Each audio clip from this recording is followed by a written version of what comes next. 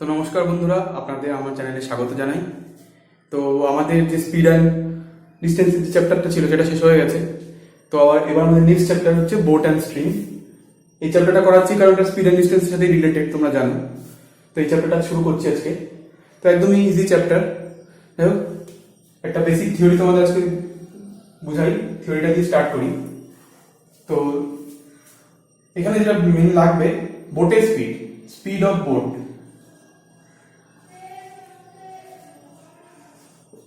in still water.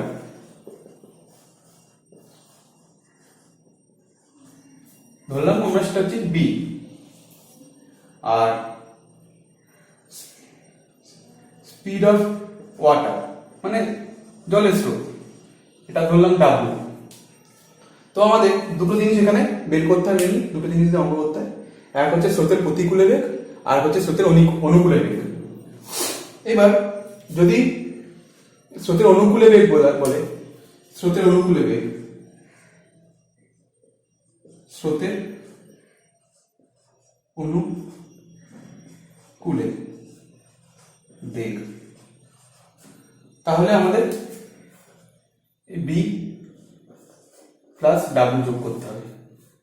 আর যদি বোঝায় স্রোতের প্রতিকূলে বেগ, তাহলে বি মাইনাস ডাব্লিউ হবে। তো একটুখানি বুঝাই ব্যাপারটা। ধরো একটা নৌকা যাচ্ছে, যেদিকে স্রোত বইছে সেই দিকে, তাহলে স্রোত, নৌকার তো নিজস্ব একটা গতিবেগ আছে। এবার স্রোত যদি নদীর স্রোত যেদিকে সেদিকে যদি যায়, তাহলে তার স্পিড অটোমেটিকলি আরো বাড়বে, কারণ নদীর স্রোত ওইদিকে এবং সে নিজস্ব গতিবেগে ওইদিকে যাচ্ছে। তার মানে নদীর গতিটা তার স্রোতটাকে, তার নিজস্ব স্রোতটাকে আরো ত্বরান্বিত করছে, বাড়িয়ে দিচ্ছে। তাই এখানে বি প্লাস ডাব্লিউ হবে। এবার একটা নৌকো স্রোতের উল্টো দিকে, যেদিকে স্রোত তার উল্টো দিকে এগিয়ে চলছে স্রোতটাকে কেটে, তাহলে কি হবে? স্রোতটা কিছুটা হলেও ওকে বাধাপ্রাপ্ত করবে, নদীর স্রোতের যে বেগ সেটা নৌকার বেগটাকে কিছুটা হলেও বাধাপ্রাপ্ত করবে। তো তার জন্য কি হবে, নৌকার বেগ কিছুটা কমবে। তো সেটা কি হবে? B minus W. বোঝা গেল? তো আমাদের এই চ্যাপ্টারটায় সব ম্যাক্সিমাম অঙ্কই খুবই সোজা অঙ্ক, বেসিক এই কনসেপ্ট দিয়ে অঙ্কগুলো হয়ে যাবে।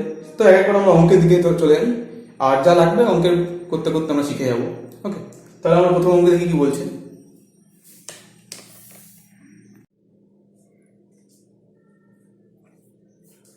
তো আমাদের প্রথম অঙ্কটা কি বলেছে দেখি। প্রথম অঙ্কটা একেবারেই সোজা অঙ্ক, একদম বেসিক কনসেপ্ট যেটা বোঝানো সেটা দিয়ে হয়ে যাবে। তো প্রথম অঙ্কটা বলেছে, a boat rode down a river at 21 kilometre per hour and rode up the river at 9 kilometre per hour. What is the velocity of the stream? তার মানে বলছে যে একটা মানে নৌকো স্রোতের অনুকূলে যায় 21 কিলোমিটার পার আওয়ারে, আর স্রোতের প্রতিকূলে যায় 9 কিলোমিটার পার আওয়ারে। তাহলে এখানে যে স্রোতের গতিবেগ সেটা বার করতে বলেছে। তো আমরা কি জানি, বোটের গতিবেগ কত ধরেছিলাম? বোটের গতিবেগ স্পিড অফ বোট বি, আর ওয়াটারের কি ডাব্লিউ। তাহলে নদী অনুকূলে যাচ্ছে 21 কিলোমিটার পার আওয়ারে, তাই তো? অনুকূলে যাবে হচ্ছে 21 কিলোমিটার পার আওয়ার। তাহলে বি প্লাস ডাব্লিউ কত হবে? 21। আর তারপর হচ্ছে স্রোতের প্রতিকূলে যাবে হচ্ছে বি মাইনাস ডাব্লিউ। তারপরে সেটা কত বলেছে? 9। তো এখানে আমি সলভ করবো, 2b সমান সমান কত হবে? 13, তাই তো? তাহলে b সমান সমান কত হবে? 15। এই b এর মানটা কি আমি যখন w তে এই সমীকরণে বসাবো, তখন আমাদের বিটা হচ্ছে কি, এটা হচ্ছে c জল নৌকার গতি 15 কিলোমিটার পার আওয়ার। এই b মানটা আমি এখানে বসালাম, তাহলে 15 প্লাস w সমান সমান 21। 15 এর সঙ্গে w ইকুয়াল টু 6 হয়ে গেল। তাহলে স্রোতের গতিবেগ কত? 6 কিলোমিটার পার আওয়ার। বোঝা গেল অঙ্কটা? একেবারে সোজা অঙ্ক। এবার আমরা নেক্সট অঙ্কে চলে যাব।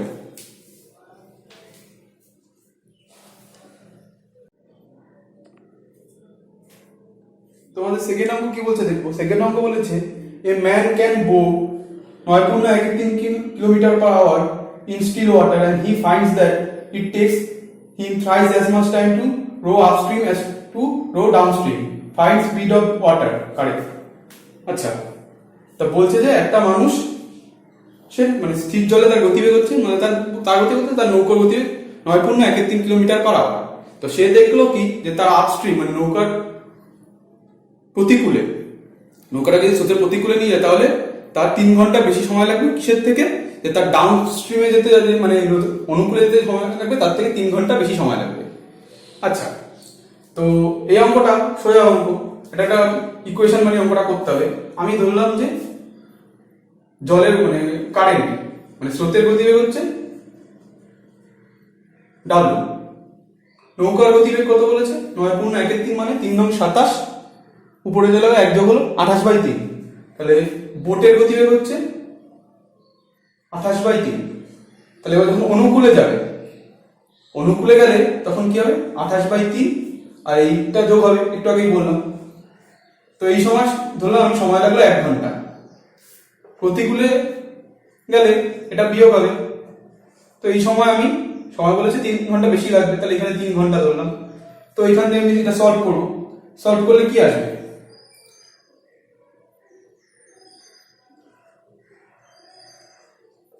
3W/3, এখানে 28 মাইনাস 3W হলো, এই 3 কেটে গেল, নিচে 3 দুটো 3 আর W বোঝা যাচ্ছে, মুছে দিই ভালো করে, হ্যাঁ 3W। তো এবার এই 3টা এখানে গুণ করে দিলাম, 3 আটা 24 4 হাতে আমার 2, 3 আটা 84 9। তো এই পাশে আসলো আমার হবে হচ্ছে কত 12 সমান সমান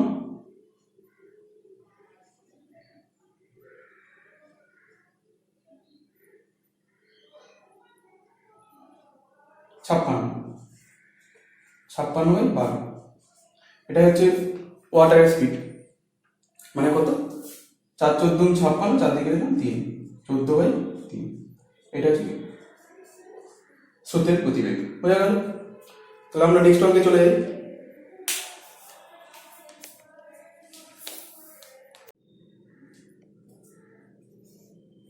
তোমাদের থার্ড অঙ্কটা কি বলেছে দেখি। থার্ড অঙ্কটা বলেছে যে a boatman can go certain distance in 2 hour downstream, মানে ডাউনস্ট্রিমে গেছে 2 ঘন্টায় আর সেম ডিস্টেন্স ফিরে এসেছে তো 3 ঘন্টায়।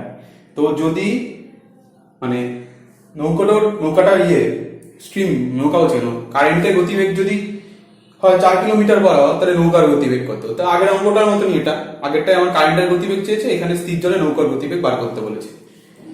তো আমাকে অঙ্কটাই বলেছে যে ডাউন স্ট্রিমে গেছে হচ্ছে 2 ঘন্টায় আর আপস্ট্রিমে গেছে হচ্ছে আপস্ট্রিমে মানে এটা যে ডাউনস্ট্রিম মানে অনুকূলে আর আপস্ট্রিম মানে প্রতিকূলে, এটা এসছে কত 3 ঘন্টায় বলে, 3 ঘন্টা হ্যাঁ 3 ঘন্টা। তো নৌকোর গতিবেগ বলে কারেন্টের গতিবেগ বলেছে হচ্ছে 4 কিলোমিটার পার আওয়ার, কারেন্টের গতিবেগ হচ্ছে 4 কিলোমিটার পার আওয়ার। তো আমি এখান থেকে কি করতে পারি, সেম ডিস্টেন্স এসছে তাহলে একটা সমীকরণ বার করি। বোটের গতিবেগ হচ্ছে আমি নিলাম b plus 4 equal to b minus 4। এবার এখানে সময়টা দিতে হবে। তো ডাউন স্ট্রিমে গেছে হচ্ছে 2 ঘন্টায়, 2 গুণ করলাম, আর আপ স্ট্রিমে এটা সময় লেগেছে হচ্ছে 3 ঘন্টা। এবার এটা আমি সলভ করবো 2b প্লাস 8 3b মাইনাস 12। তো এইখানে এই পাশে গেলে কত হবে b ইকুয়াল টু 4, তাহলে বোটের গতিবেগ কত 4 কিলোমিটার পার আওয়ার। 4 আসতো তো কথা না,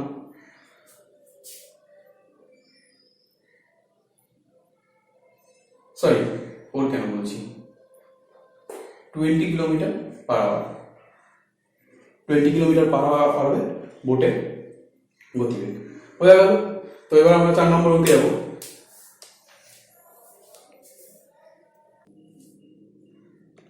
তো 4 নম্বর অঙ্কটা ভালো অঙ্ক। 4 নম্বর অঙ্কটা বলেছে যে a boatman goes 6 kilometre upstream and back again to the starting point in 2 hours. If the speed of the water is 4 kilometer per hour, find the speed of boat. মানে বলছে যে 6 কিলোমিটার, এখানে ডিসটেন্সটা দেওয়া আছে 6 কিলোমিটার আপস্ট্রিম গেছে আবার ফিরে এসেছে, তার প্রথমবারে টোটালি টাইমটা লেগেছে 2 ঘন্টা, যাওয়া আসাতে তার টাইম লেগেছে 2 ঘন্টা। তাহলে বলেছে বোটের গতিবেগ কত স্থির জলে, যেখানে স্রোতের গতিবেগ 4 কিলোমিটার পার আওয়ার দেওয়া আছে।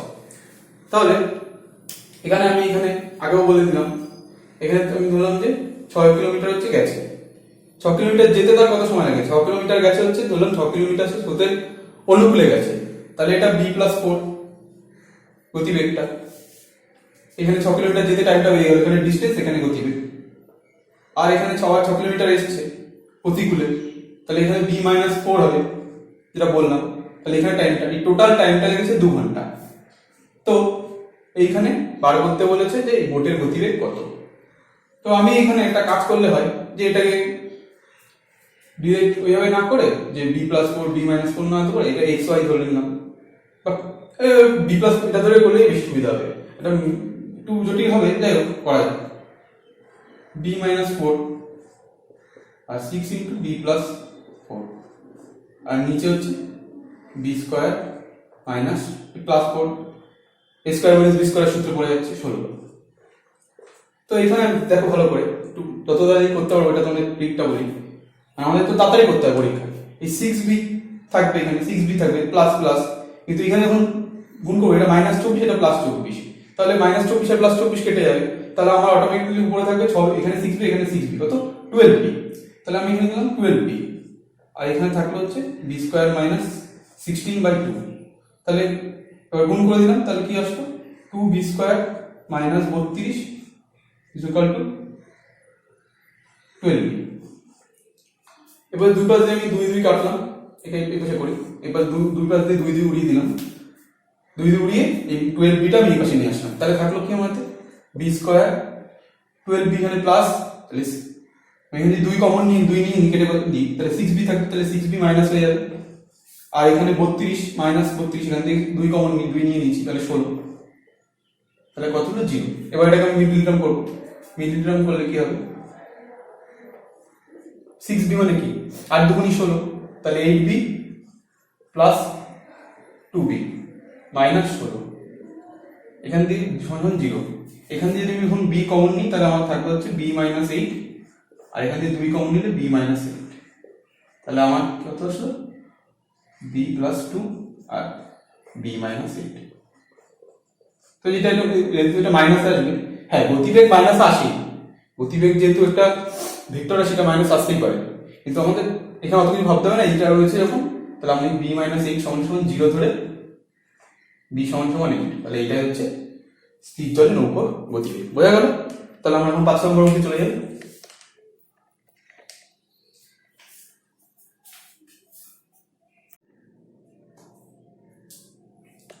তোমাদের 5 নম্বর অঙ্কটা কি বলেছে? 5 নম্বর অঙ্কটা বলেছে two places are 108 kilometre apart. Two boats start from both places at same time towards each other. If one boat is going downstream, the other one is going to upstream. After how much time will they meet each other if their speed are 12 km/h and 15 km/h? তো এই অঙ্কটায় বলেছে যে এরকম একটা distance, এটা হচ্ছে 108 kilometre distance. তো একটা বোট এখান থেকে স্টার্ট করেছে, এটা হচ্ছে ডাউনস্ট্রিম 12 km/h, তাহলে 12 প্লাস w, এটা ডাউনস্ট্রিমে যাচ্ছে যেহেতু। আর একটা বোট এইখান থেকে স্টার্ট করেছে 15 মাইনাস w, বোঝা গেল এত km/h।